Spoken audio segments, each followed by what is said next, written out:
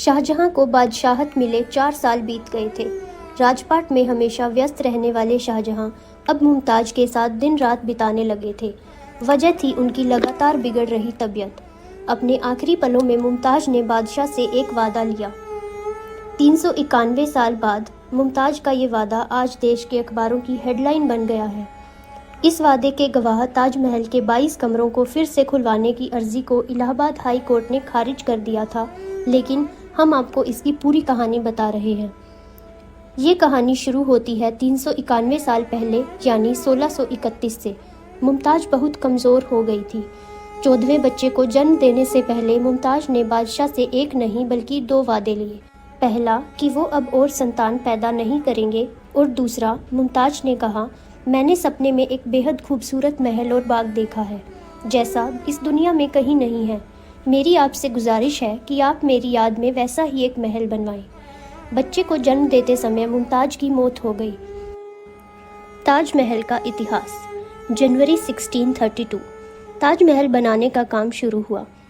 शाहजहां ने यमुना किनारे आगरा में महल के लिए जगह खोजनी शुरू की। बादशाह ने राजा मानसिंह के पोते जय सिंह से 3 एकड़ ज़मीन ली। ज़मीन के बदले शाहजहां ने जय सिंह को 4 हवेलियां दी। ज़मीन को बराबर कर मुमताज के लिए रौजा ए मुनव्वरा यानी शानदार मकबरा बनाने का काम शुरू हुआ। मोहब्बत की सबसे बड़ी निशानी की पहली ईंट रखी गई। 20,000 मजदूरों ने दिन रात काम कर इमारत की गहरी नींव खोदी। इसका ध्यान रखा गया कि यमुना का पानी उसमें रिस कर न आए। महल बनाने वाले ज़्यादातर मजदूर कन्नौज और कश्मीर के हिंदू थे। 1000 से ज़्यादा हाथी पत्थर ढोने के लिए लगाए गए। 40 तरह के रत्नों को महल की दीवारों पर जड़ा गया। हरे रंग का पत्थर चीन से, नीला लैपिस लजूली पत्थर अफगानिस्तान से मंगवाया गया। साल 1642 के आसपास चबूतरे और मुख्य गुंबद पर नक्काशी का काम शुरू हुआ। शाहजहां ने चीन, श्रीलंका, तिब्बत और अरब से रत्न मंगवाए। अमानत खान को महल पर नक्काशी करने की जिम्मेदारी दी गई।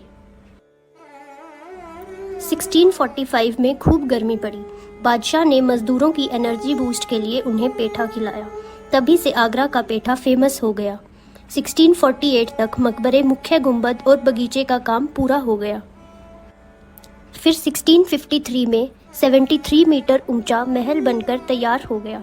यमुना किनारे बाग में दफन मुमताज को ताजमहल में दोबारा दफनाया गया।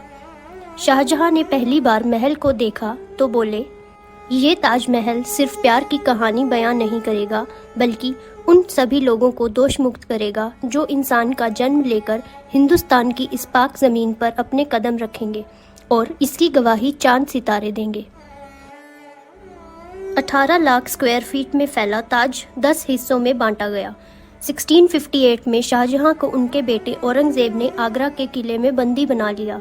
यहीं से वो ताज का दीदार करते थे। बेटी जहां आरा ने आखिरी पलों में पिता की देखरेख की। 21 जनवरी 1686 को कश्मीरी शॉल में लिपटे शाहजहां दुनिया छोड़कर चले गए। जहां आरा चाहती थी कि पिता को शाही विदाई दी जाए, पर औरंगजेब ने मना कर दिया। मुमताज के बगल में ही शाहजहां को चुपचाप दफना दिया गया। मुगलों के बाद सत्ता बदली। 1803 में अंग्रेजों ने आगरा पर कब्जा जमा लिया। ताज की दीवारों पर लगे कीमती रत्न और कालीनें गायब होने लगे। अंग्रेजों ने ताजमहल के अंदर बनी मस्जिद को किराए पर उठा दिया। ताज के बगीचे में अब पिकनिक होने लगे। ताज से जुड़ी कंट्रोवर्सीज। 1965 में आज़ाद हिंद फौज के सिपाही पीएन ओक की किताब ताजमहल द ट्रू स्टोरी ने ताज को लेकर विवाद खड़ा कर दिया। इसमें ताज को तेजो महालय बताया गया। फिर 1971 में भारत पाक युद्ध के दौरान ताजमहल को हरे कपड़े से ढका गया ताकि इसे ड्रोन हमलों का शिकार होने से बचाया जा सके और दुश्मनों को इसकी पहचान न हो सके। 2015 में आगरा के सिविल कोर्ट में ताज को तेजो महालय मंदिर घोषित करने की याचिका दाखिल हुई। 2018 सेंट्रल वक्फ बोर्ड ने सुप्रीम कोर्ट में दावा किया कि ताजमहल पर मालिकाना हक उनका है। 7 मई 2022 को इलाहाबाद हाई कोर्ट में भाजपा के कार्यकर्ता डॉक्टर रजनीश ने ताज पर याचिका दाखिल की। रजनीश ने कहा, तह खाने के नीचे 22 कमरे खोले जाएं, जिससे पता चले कि वह शिव मंदिर है या नहीं।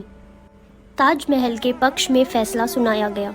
जज ने याचिकाकर्ता से कहा, पहले ताज पर पीएचडी करिए, तब कोर्ट आइए। तमाम कंट्रोवर्सीज से घिरी यह अद्भुत सफ़ेद इमारत भारत के हज़ारों अजूबों और विश्व के 5 अजूबों में से एक है, जो आज भी उतनी ही शान और शालीनता से खड़ी है जैसे आज से 400 साल पहले।